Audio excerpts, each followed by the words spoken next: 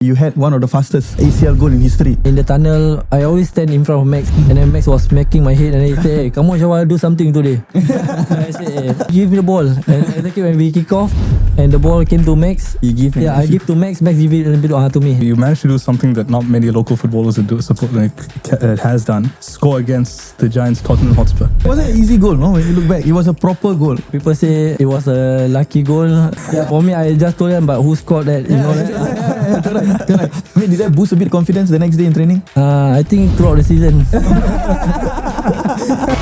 brilliant goal! Usain Bolt storming through, he takes it again. We've never seen anything like it. The Sportswire podcast. Welcome to Sportswire, your fast track to everything sports. I'm your host, Saifullah Akbar, and I'm joined by Syed and Fahad. Today we have another very special guest, one that has worked odd jobs but now became a very good professional football player, has played many times for Singapore and also at club level. Today with us, we have Mr. Shawal Anuar. Shawal, how are you? I'm good. Shawal, how are you doing? How's things? Good, Alhamdulillah. All been working very well for me for the past few seasons and also now. Pre-season training going? Sharp. Yeah, making us looking sharp, but also feeling very tired. Definitely, yeah. I heard sailors now having dual training. Yes, Dual training. of course. Like every week we have twice double training. Okay, So yeah, just have to endure it. understand. Before we start anything, Shawal, going into the 2025-2026 season, as a club and for yourself personally, what are you looking forward to for this season? For me personally, I always want to be better than my previous season, which is I think my last season was a very good season for me. So I think I want to be giving my best for the new season. But again, it's all up to the coach and also for myself. I need to take care of my injuries. Talking about playing well in seasons, you've played you had such an incredible season last season, and it was a very long 18-month season, I believe so. Now, just taking you back all the way to when you were very young, how was your childhood like as Shawal Anuar? Oh, last time in my childhood time, I wasn't this like competitive and eager to face the opponents. For me, it's like everything is just for me is for fun. Yeah, it's nothing serious about me. So since my childhood days, training is not important for me, definitely. So yeah, when I come to this age, I know how important it is for training. So during your childhood time, you mean like how did you pick up football? You played like normal, like below the block, or you went to academies? I start my football when I was in secondary 1. Oh, that's Yeah. quite late, huh? Yeah. Yeah, so before this, I was just playing sepak takraw. It's my favorite sports before football. So I think when I went to secondary 1, that school when I went, there's no sepak takraw for CCA. So I changed sports to soccer You're from which secondary school? from Cambridge Secondary School. Yeah, Oh, okay. Cambridge and not Cambridge. Secondary school. from Cambridge. So I changed to soccer. That's why I learn and study about football. At 13, huh? Very Now difficult. fast forward today, you're at the top of your game. You're killing it out there and everything. But before all the goals, the caps, the headlines and everything, there must have been, that one person, the coach, which really saw your potential before anyone else. Could you explain who that person was for you and how did that change your journey into professional football? What was it like your secondary school coach that realized that? Because when you started at 13, was he the one that believed in you? There must be someone, everyone in their story, there's one person that's, okay, fine. Because, he helped me, guide me into the football world. Is there anyone in that? Along the way, I have a few coaches that believe in me. So during my secondary school days, there are my CCA coach, which is Coach Kamis. Then he recommended me to the Gombak Under-16 coach, which is, I think, previously he was in Tahun Pagar, Arizan Zufri. So he bring me to Gombak United Under-16 for a trial. Okay. That's where I understand about trainings. And then I quit in 3 months. Why? That's interesting. Because of trainings. You don't like training at all? I don't like training at all. So I went for the trial. I went for the club. I signed for the club under 16. I think for 3 months. And I told the coach I want to quit. So I came to his house and I told him I said I want to quit. And he asked me why you want to quit. I said I hate training. Really? That is So he said, but I know you're a good player. I know one day you will be somewhere in football industry. Then I say, hopefully, if I want to come down for training, I will be. So I quit. Just 3 months, I quit football. I quit from the club. So I just joined my school team only. That's all. Yeah. During your time, because when you started at 13, did you choose your position or was the coach the one say, okay, you play at this position? What was the arrangement? I choose my position because I wanted to play goalkeeper. I wanted to play as a goalkeeper. Then during the trial in school, I get to play goalkeeper. But then the coach didn't use me at all because he said I was too small. And then he said, okay, I think a suitable position for you is the winger. Okay. So you play right wing since you are right-footed. And I said, okay, I will play right wing because I just want to play football. But I don't know how the running and all the rules in the field. Yeah. So the coach taught me everything up, I think, until when I was 15. That's why I start to know a bit about football, the offside trap and all. Okay. Yeah. So from 13 to 15 was more like macam the learning journey lah. Yeah, the learning journey for me. Okay, then after 15, that's where they put you to Gombak. Yes. Under 16. And then I quit from there. So I just continue with my school CCAs and also social football outside. Okay. Yeah. During this time when, because you mentioned you like sepak takraw first, but during this time when you play football, is there a time at the back of your mind that I still want to play sepak takraw, because there is a sport in Singapore, sepak takraw, that it goes to SEA Games and all that also competition. So is there a time where you also really want to play sepak takraw? Actually, I stopped my sepak takraw to play like competitively is when I passed my PSLE. So when I go to secondary, I stop. I think I don't want to join sepak takraw anymore. But I just want to play sepak takraw for fun. But I want to focus on football. So what made you want to focus on football, given the fact that you actually mentioned that you love sepak takraw before football? But what was the spark? What was the thing that hit you? I think when I in Sec 1, when the school don't have a sepak takraw as a CCA, so that's why I think I think sepak takraw is not like a well-known sport in other schools also. So I say, okay, why not I just learn about football? That's why I think I stopped football, but I stopped sepak takraw. But I love playing it. You're just socially lah. Socially. Friends. Bawah block one, bro. And I think, The badminton court lah. I think it's really interesting, and I think a lot of our audience and we're also very curious. So how did Geylang scout you? Like what was the process like? Because I think it's a very interesting journey. How did that happen, and what did it make you feel? I'm sure there was been. I was playing in the NFL club that point of time in Keppel, Monaco. Okay. And I think one of the players there is a close friend with Coach Nuali. Okay. So I think one of the games that Coach Nuali came down and then he watched me play and then he asked me he asked my friends like, hey, who's this boy? Too good. I see he got quality. His quality is different from like all the other NFL players. And then after the game, then he came bring me and talk to Coach Nuali. Then he said, come for trials in my club in Geylang Prime League. So I said I wouldn't want to join any clubs. Really? Yeah. Oh, because of training with the game. Training because special. Okay, so in the spirit, how was your training regimen like before you got scouted by Geylang? Was it still you didn't like training, but you pushed yourself? Training in NFL last time. During my time, yeah. We only come like 1 week once for game. Seriously? And this was how old, Shawal? 18, 19. I just want to understand because you see you started sepak takraw. So you went to secondary school. After 2 years, they say go Gombak. Okay, then you say Gombak. I don't want to play for Gombak. So you left. You play social football. Yes. During your social football time, they also scout you. So Yeah. in terms of your player qualities, what makes you so great? You think? Like Maybe natural talent.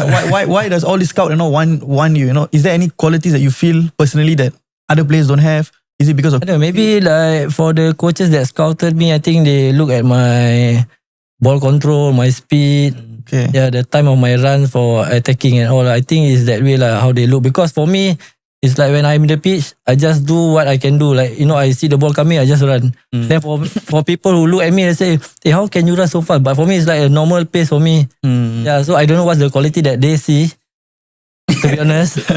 But then what I get from all these coaches is like, they said you have a fantastic ball control and your time of the runs, your speed. Yeah, so It's mainly that lah. To technical abilities. Yeah, Correct. Yeah. Because Andy, you played naturally, you played social football, you played professional football and all. And when I was searching up about your history and all, there was a time in 2017 that you actually went overseas with Gabriel Quack for a J2 league team. Yeah. Can you walk through us what happened there? Did you tell the guys you didn't want to go training also? What was the arrangement? But okay, when I in the J2 team, it's like it's a bit different intensity in Singapore, definitely, because the Japan teams are totally different level from us. So the training there was really, I think, 2 or 3 times different from how I usually train in SPL clubs. So with the weather there, so I think only the second day I went there with Gabriel and Coach No. So second day I came to Coach No room. I say, can I go back? he was scolding me, and then he said, hey, you supposed to be here for 2 weeks, and then it's only second day you say you want to quit. Then I say, I really cannot take it. Yeah, with the weather and But it was mainly because the training was a bit too strenuous, or you just didn't like the culture.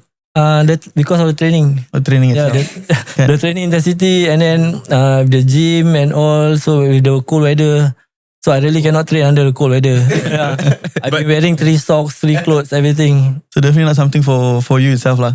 So after that itself, then after the 2 days, you finished the 2 weeks or you came back after? I finished the 2 weeks. Finished the 2 weeks. Yeah, but because Coach No say just push yourself, because the club already send you here, don't embarrass them. So I said, okay, I put my mind to Just finish push everything. Yeah, just finish it. Any positive things you learned during your time there? 2 weeks was quite some time. Any lesson you learned when you were training with the team? Anything different from Japan wise and Singapore wise? I think the only lesson that I learned is the coach told me you need to gain your fitness. Yeah, because of the runnings over there, right? Because I think I stopped halfway with Gabriel. Yeah. Okay. If I'm not wrong. But going again, there for 2 weeks and really pushing yourself, it requires a lot of mental resiliency and just pushing yourself. So we talked a bit of your childhood. How did your childhood, maybe working odd jobs or whatever, how did that influence your mental resiliency and your ability to push forward just to get things done? How would you say? When I was playing in NFL, I still work as a delivery kick scooter to homes. And also some part-time job, I work as a glass cleaner and then movers. So no full time, part-time. Only the scooter delivery I work full-time. Yeah. So and then my part-time job was just like movers or what, earn extra income while also playing soccer. And then when I get a contract from Geylang, which is my first year, I feel like, it's paying a good money for me. It's different from I have to work 3 jobs to earn. Yeah. So that's why I think, I should focus on training, because training is important. Yeah, that's why I start to because I know when you're playing 4 clubs, you need to train. So that's why when I stop my works, I know I fully focus on full-time football. Yeah. How old was this when you get your first contract from Coach No? 23. 23, Yeah. okay. 23. Was the amount decent back then? Yeah, decent amount for me. I think I earn more than my 3 jobs that I work. So I will either stop my work and focus on football, because I earn with what I love to do. So I playing football.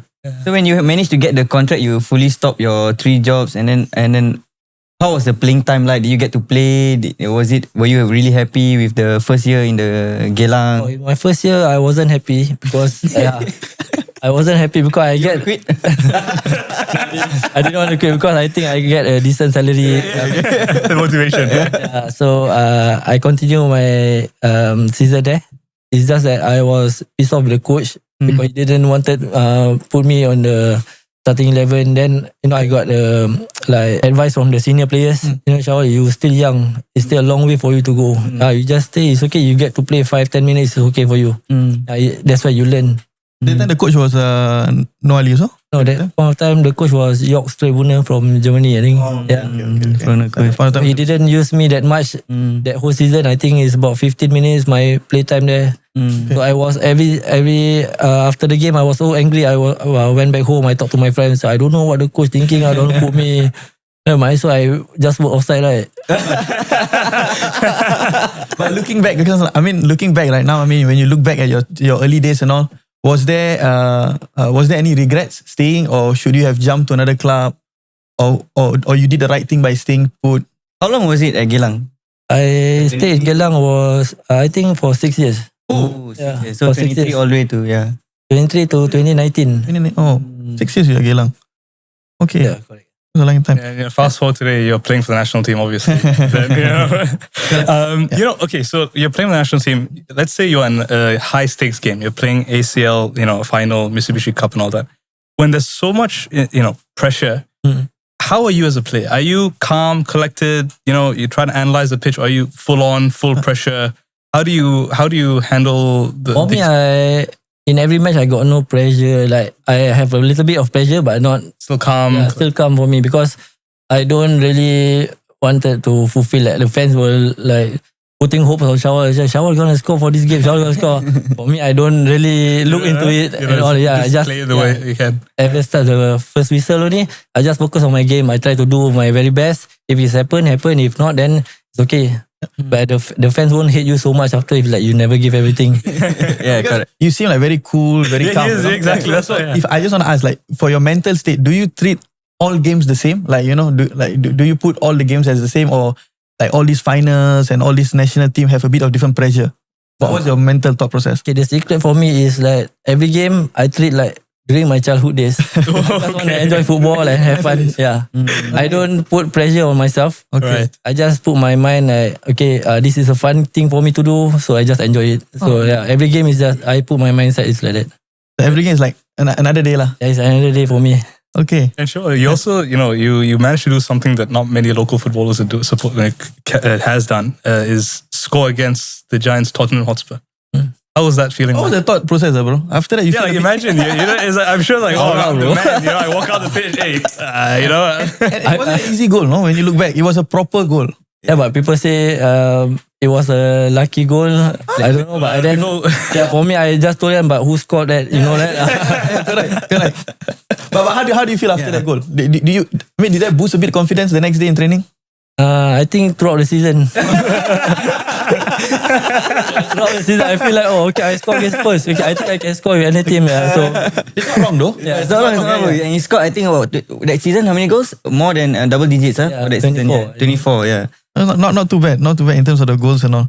But after that game and all, did you receive any calls overseas? Anybody interested in you? I think that one is just the start of the season. So within that season, I think I got a few calls from other agents.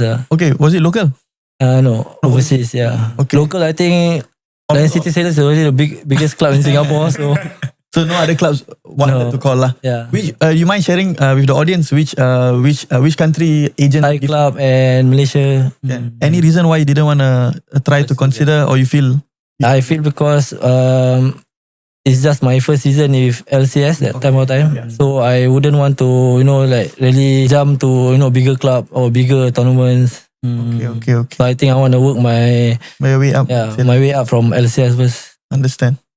So throughout this conversation, we heard about your stories from your childhood, your NFL to your professional days. And you've been in different kind of industry, like you said, like delivering stuff, having football friends and all that.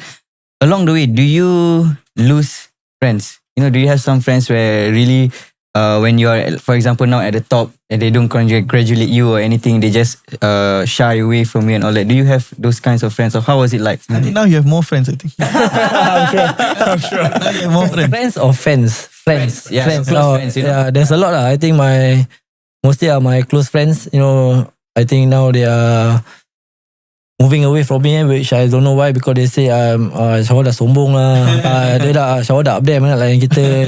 For me, I don't do anything wrong. I just work and then I play football. I go back, I spend time with my family. So my time, like how I used to be last time, like after training, I go lepak with them or all. Yeah, it's all finished already. Yeah, it's not the right time for me to do it. Yeah, time habis. How do you deal with those kind of friends? You just move away, or do you try to make amends? No lah, I won't like texting them macam, asal kau rasa macam gini, asal kau do this, macam for me it's waste time for me lah. Yeah, I just want to spend my time with my family and my work. That's what I want to focus on.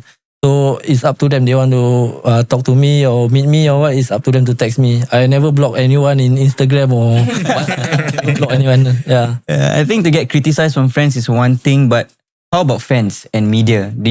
How do you handle getting criticized from media or fans? Do you get those kind of situations? Do you read comments? Yeah, I read comment every game. Yeah, after this in the game, so right after we leave the stadium in the bus, I start to read comments.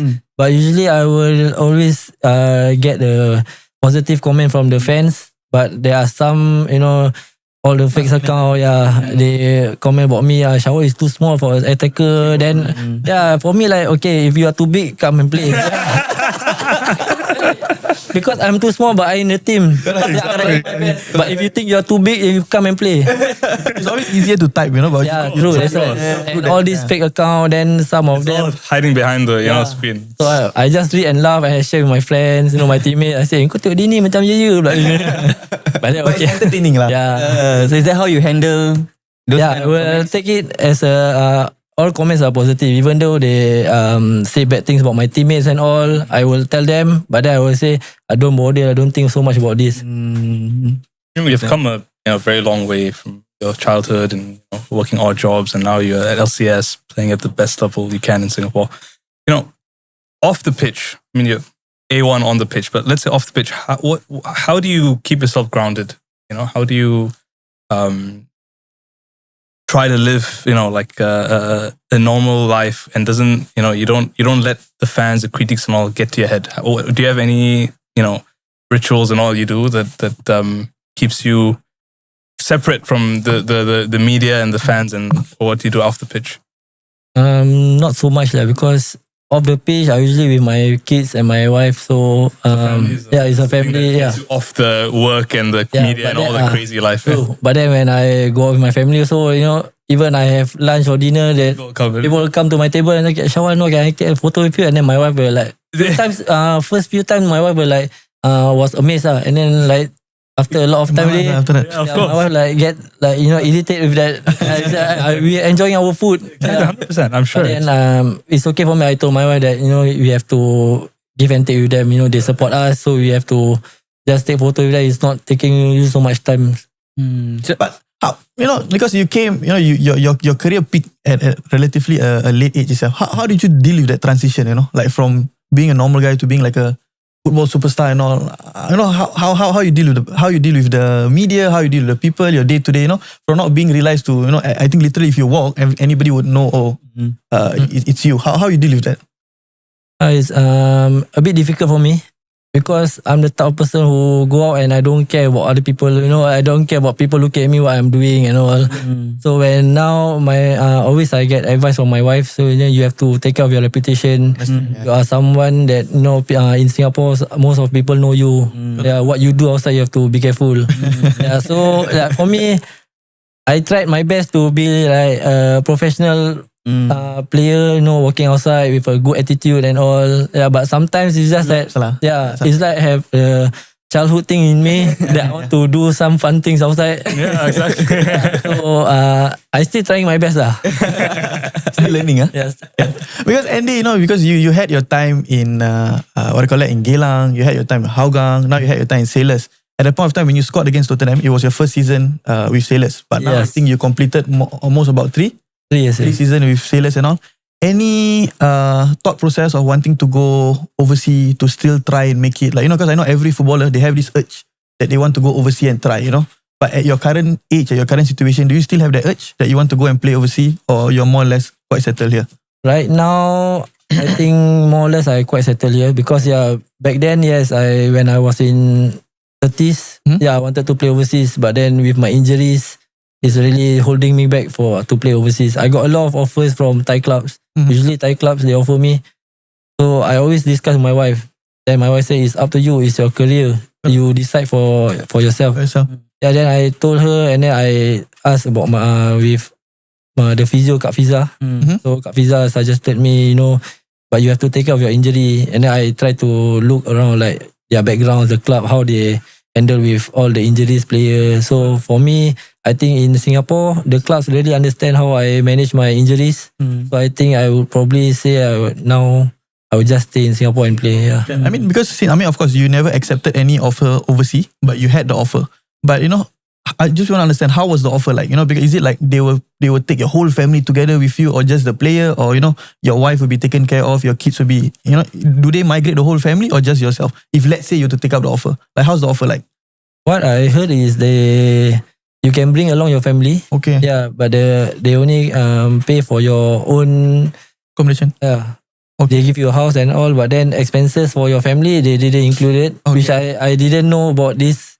this procedure and all because I never played overseas before. Correct. Yeah. So and then my wife keep asking me, if you play for one season, then how about us? How about your kids? Correct. Yeah. So even though when I played for national team, when we travel away games for 1 week or 2 weeks, I already miss my kids so much. So I don't know how I want to face if I play one whole season there without my family. Understand. Yeah. So that's why I think I made my decision to stay. Say here lah. When they offer you the contract, do they put down the amount all already? Yeah, Was there a contract that you really consider, wow, this amount is really good? Like you really urge, like Maybe 6 almost want to go. Yeah, I have a few lah that they give me the amount already, and then the bonuses or so I feel like. Then I told my wife, say, you see how much, you see how much they giving me, you know. Then I said, yeah, but then you thinking about your injury, right? Then I say like, yeah lah, that's why. Then I take about 1 week, 2 weeks. Then they text me, say, how Shawal, you ready to give me the answer? Then I like try to hold on. Then I say, okay lah, I think I'm not going. But in terms of the figure wise, I mean, of course, you don't need to share the figure. But in terms of just the numbering wise, is it like low 5 figure, mid 5 figure, 6 figure? What's the offer that you receive lah? That one 6 figure, 1 leg also I go.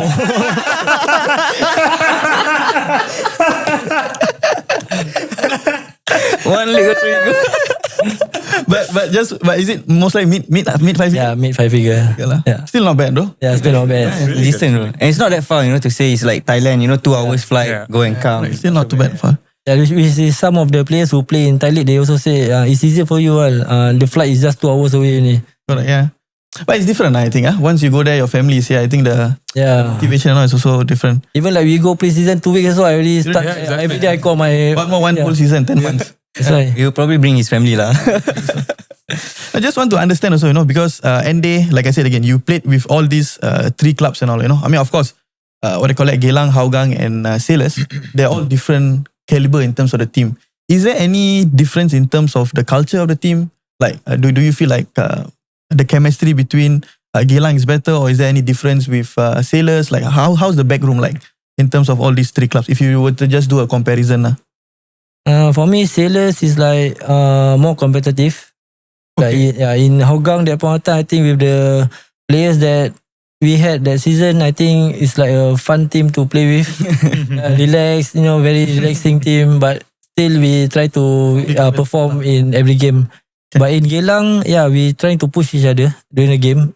But consider after in the back room, in the changing room is like more to like a family team in Geylang. Geylang itself, okay.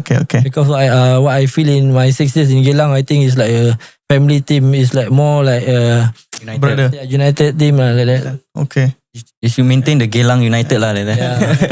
I mean, if you're just comparing, comparing culture is one, but comparing bosses and all, if you compare all these 3 club bosses and all, I think a lot of people want to know how's Forrest like as a boss in terms of like, is he very approachable to you guys? Like, how's the arrangement like, or not much? Yeah, he's very a nice guy because he like to talk to players, and he also, I think he watch every game. Okay. Yeah, and then when we have a meeting with the boss, so he will come to individual players and he say, yeah, I saw the game you trying to kick, but then the ball went out. If he go, then he, very cute the way.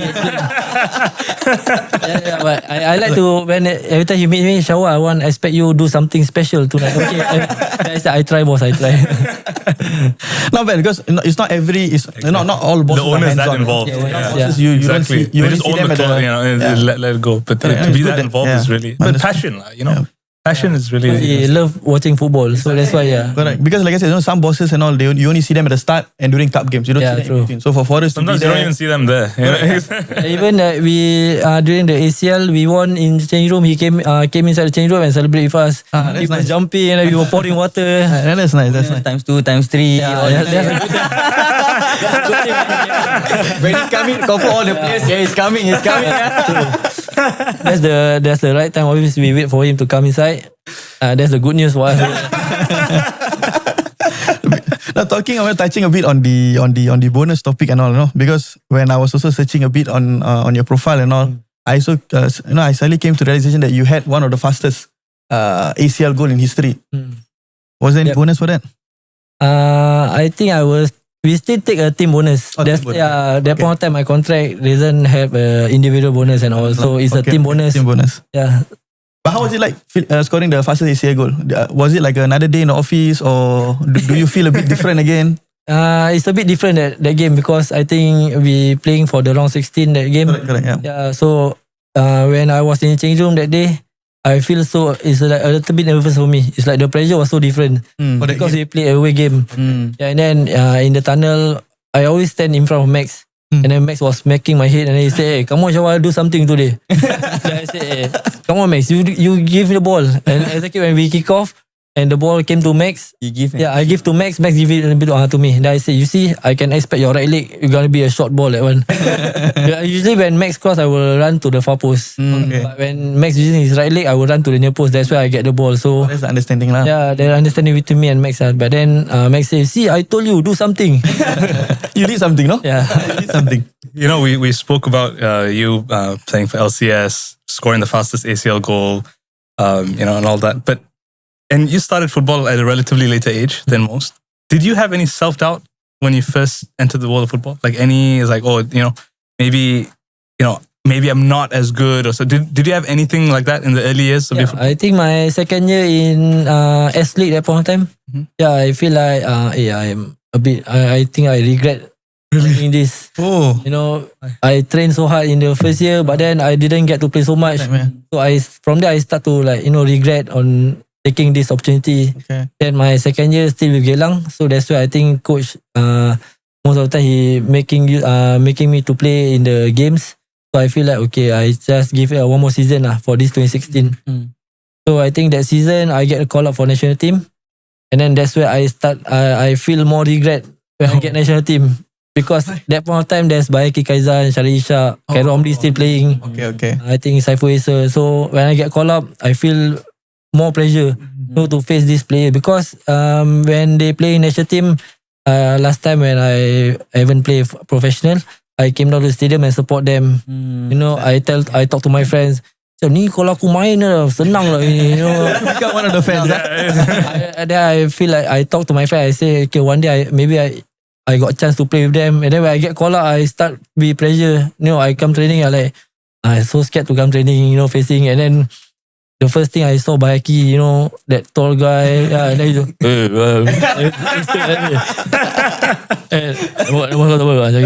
I feel like more pressure for me, yeah. And then people say, "Hey, congrats, your second year you get to call up for national team." Correct. Yeah, so he say just give your best and just play like how you play in the club. And I say okay, I just give a try. So that's where I started. The regret already wash away, fade off already. So you just force yourself to. Yeah, I just force myself to just be like how I am in the club, how I play in NFL days. So that's why I enjoy playing. I think once you remove the pressure from your personal self, that's where you feel a bit more Yeah. of No, obviously at the start you must have felt, I don't belong here, and you know all that. But obviously with your mental resilience and all, you push forward and Yeah, especially when find the a national place, team. you know? Yeah. You talk about self-doubt, regrets and all that, but what are the sacrifices that you made that people don't see, from Geylang days or NFL days? For me, You family time, and then the sleepless night. Sometimes, you know, for me, my body is like, if I'm too tired, I cannot sleep. So the whole night I cannot sleep. So the next day I went to training. So I tired bodies, eyes and all, but I still train. And then I get to sleep in the afternoon, and then at the night I cannot sleep. So the next morning I go training. So that's how I every time cycle my body. And then mostly it's like family time. So you sacrifice a lot of family time to try to be where you are today. I mean, that's quite interesting. But how do you try to separate like work and family time? Because okay, the good thing about football is you train 3 hours a day and then you have a lot of family time. But now, like you mentioned, during pre-season you have 2 trainings a day, morning, and then in the afternoon you sleep. At night you go training. So where do you slot in those family time? Usually, for our club, it's like if you have a double training today, tomorrow is off day. So this one tomorrow is off day. So tomorrow I have to bring my family out. So my off day is no rest day lah. So especially my kids, they will say like, "Baba, come we go play, go see shark and all." Then I say okay, when our off day we go. Okay, so they have to expect like a double training for me. So the next day I will bring them out. So they look forward to the double training. Because the next day they know, next day Baba is off. You better wait. Because I also want to know, end day, you had a very long career. I mean, you're in your 30s, but you're still very fit. You're still first team option. You're still at a certain caliber of play and all. You have any tips on your longevity? Is there anything you do outside of training that you take care of your body, or is it you feel just gifted? To be honest, I feel it's just gifted because I don't do gym. After training, I will be at home resting, watching TV, playing my kids. I do nothing at home. Even my food, I eat all. To be honest, my food is not all the like healthy food like salads and all. I don't really eat vegetables so much. So my body is just like that. I don't. Into it. But do you think is it mainly because you did a lot of odd jobs growing up, so maybe that's why you burn everything super fast? You think so? Anything to do with it or just natural? I think just natural because since my primary school days, I don't grow anything bigger. It's just like this. Yeah, bro. I wish I was like that. Fast metabolism. If I eat anyhow, finish it. At home, I eat. My wife cook, I can eat like 3-4 times of the plate of rice, and then my body is just like that. And then my wife say, you are just like a bird. You eat and then you sit inside the toilet for so long. Like I say, it just happen like that, so I cannot do anything lah. Really all gifted, you feel? Probably I can say lah. He made use of his talent lah, bro. Because Andy also at 30s and all, you started 2016, it's almost 10 years, right? It's almost about 10 years in the scene itself. Just touching on this topic, do you feel like, because you've been mainly playing Singapore football, so consider you're a veteran here, do you feel there's any favoritism that goes around the Singapore football, like how the way they have a personal favorite or mainly favoritism, or is it just based on hard work? What's your thoughts? For me, hard work, I mean, everyone can say, you need hard work for you to be in a team and all, but then I think favoritism is, they're still in the industries. Okay, this one which I want to share with you guys, when I was in secondary school, all these coaches say, hey, go for trial lah, go for trial. Hey, kau pergi trial lah. Even my friends told me that, I said, tak nak lah, ni semua favoritism club. I say that to people because this happened to my brother. He went for trial in Balestier, I think back then. Yeah. So the one who selected the players are the team captain, not the coach. So for me, it's like, what the hell, the coach or the captain who guide the team. So my brother went for the trial. And then I think he played well, but then he didn't get selected in the team. Okay. Because the captain who select the players, where he select all his team plans and all. So my brother didn't get it. Then when he came home, I say, dapat lah. He say, tak apa ni, merepek captain yang pilih team apa saja. Dia terbaik main social football. Then I say like, okay. So this is the favoritism, when you have someone in the leader in the team, he will select the players. So for me, from back then, I don't want to play for professional because of this. So because of the salary, where Geylang offer me, so I jump. But no regret, no? Yeah, no regret because I think the coaches that selected me, not the captain. Yeah. So I think, okay, I just give it a try. But based on today's, you think it still exists or is it more or less quite toned down? I think more or less quite toned down really, because I think now coaches will see in their qualities and what. Now I think media also they look at it. If you favoritism too much, they also sound off. I'm sure favoritism also affects the morale of the player. Playing professionally, the performance and everything. Yeah. Speaking about players and performance, who is, you say, the one player in the SPL that you wouldn't want marking you in the 90 minutes on the pitch? Wouldn't what? Sorry. You wouldn't want marking you, like playing to play with. Yeah. I want to play with. You don't want to play against. Defender, tak nak main. Like a defender's marking you on the pitch. Baki ke? Yeah, Baki back there lah. For me, I would say Safwan lah. Safwan. Yeah, that's a good shout. But now you're playing in the same team. Yeah, now same team. So for me, it's okay because back then when we play against him, so when I face him in training or what, he's very smart defender. He can read games. He can know where you want to go. He can jump. He got speed. So yeah, I get irritated with players like that. But now it's same team, so it's okay. Now it's same team, so yeah. Less pressure. No pressure at all. No pressure. Any clubs in because I think you answered this earlier, like where you are at least more or less settled in sailors and all lah. Like settled in Singapore football because family and all. But if let's say family is out of the picture, you're single, you're 26, 27, 28, let's say, you just take a bit of time back. Any club in Asia where you had a dream that you wanted to sign with, Oh, back then if I'm single, I think I wanted to play in Europe. Europe, ah? Yeah, not Asia lah. Asia, not Asia. So mainly all Europe, like any club in Yeah, Europe that but- you're wanting to sign for? The big clubs? Yeah, the big clubs. Big clubs lah. Yeah. But yeah, in Asia, I think if I'm single, I think I will play in either Thailand or Indonesia. Indonesia League. Mainly that lah. Japan, no lah. After he go, the weather cannot. There's the training. The weather. The weather was also intense. Because in Japan, I think the training is that point of time. I think during the gym session, Uh-huh. in front of me was one big guy. He carrying all the weights, doing squats, and the coach asked me to do, and I say, take out weight. No, just follow the weights that they put. And I say, crazy, this I cannot lift up the weight also. That's crazy. Yeah, they leave it me. So just as it is, just leave it as it is. Leave it as it is. Yeah, but either way, you've had such an inspiring story for everyone out there who's watching. I think there are a lot of young boys who are watching us. What advice would you have for them who, for young boys who maybe want to get into professional football or just be successful in life and, make it in life? What advice do you have for them? I would advise them to be disciplined, and one thing that I always tell the young boys, training is important. Don't quit. Don't quit. Don't quit. Yeah, because a lot of parents come to meet me and can you advise this boy, he want to play football, he want to be like you? Then I say, okay, training is important. Yeah, and also studies. So, But do you feel like boys should pursue football as a career? Do you think like now since Forrest came in, there's a platform like Sailors and all, do you think Singaporean boys should take football more seriously or they should still stick to the books? I think they can take football seriously, but then also studies is important for them. But for football wise, if they feel like they want to try in a professional level, I think it's a good platform for them now. Sailors and all. Yeah, Sailors, I think UTR. Okay. Yeah. So there are opportunities for the young boys out there lah, I feel.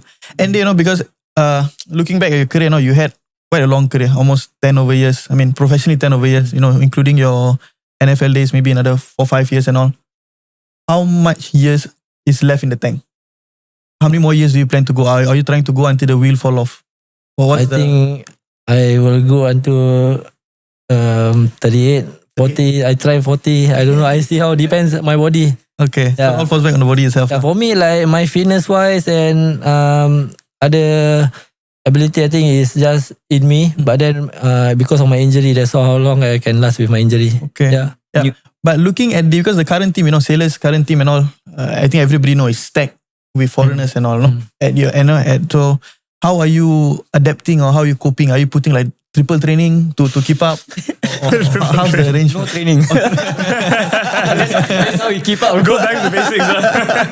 Actually, true what Saifullah said lah. Because I don't put extra training in that because I think for me, coach decide who play and who didn't. But for me personally, I know what I can do for the team, what I can help and what I can give in the pitch for them. So in training wise, I always the modified players in training. Yeah. So but in games, I always give my very best. Okay. Yeah. So I respect the coach decision who I wanted to put and all. But then for me, I just be there with my team. Okay. Yeah. It doesn't matter if I didn't play at my age now. Okay. Because I know if the coach wants me, I always ready for the team. Well, you mentioned just now you are set to stay in Singapore. But what if a good offer comes in front of you, 20, 30K kind of contract, just a rough figure. Would you consider, will you try to go at this age, day and age now? At Sailors, you're already taking 20, 30K. Then we have to say maybe a 40, 50K. Don't want to say anything. But yeah, will you, a good contract, wow, like you cannot Can consider lah. Can consider because I told my wife this one if any overseas offer me, it's like 3 times I earn in Singapore or 2 times I will go. Never say never. Yeah. So he's not set, bro. At least he has the mindset to still go. Yeah, bro. We all know. I think the recent offer before I renew contract with LCS, the offer is like a bit similar with what I get in LCS. So I would rather stay here. The family all here, no? Better make sense here if Sailors can match. You talk about the offers and all that. How is it different from your time working odd jobs compared to now your Sailors? Maybe we all can assume 5 figures. How is it different?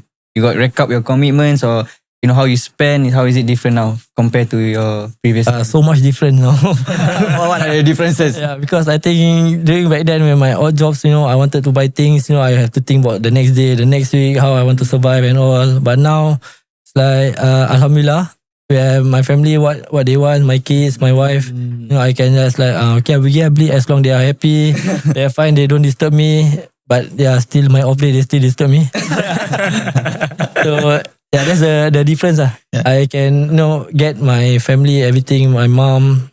To get by and all lah. Yeah. You have a lot of friends calling you on the phone. Yeah, suddenly A lot. Assalamualaikum. Shawal, jom pergi makan, kau belanja. A lot. That one a lot. Yeah. But how you deal with you just you have a practice where you just say no, or you just don't answer, or Honestly, I'm someone who like macam kesian with what they want to say. Sometimes some of them text me like, Wal, boleh pinjam 200 dulu Wal, pampers anak aku. Then when I heard about their kids, so I just okay, nanti kau kasih balik lah. So recently was I think about few thousands that people borrow from me.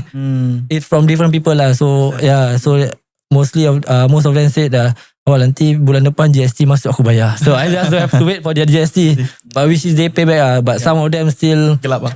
Sekarang masih gelap lah. So yeah, so this type of people who if they text me again, then I'll just ignore them. Yeah. So usually I will help in the first time I will help, then the second time I will just ignore if they never pay me back. Okay. I just trying to help people. Last time, I used to borrow from people. Like, ada 20 dulu, pinjam dulu. Yeah, now So you feel for it lah. Yeah. And looking back, so because I think when I saw your socials, you're also doing something for the community. I think you have a futsal tournament coming up. Futsal tournament. Walk the audience through what's that? How that one. I think the guy Kai Emilio, he wanted to. Yeah, my friend. Childhood friend.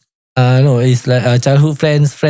Oh, okay. So he wanted to make this tournament. It's like a big tournament in Singapore, which I think is a big, more than 10,000 prize money. Okay. So he wanted me to help him promote the tournament, which is I think in Asia, even Indonesia, Malaysia, teams are sending teams to join. Okay. Yeah. So 9 November 2025. So It's a one-day tournament. it's a one-day tournament from 9 AM to late, I think.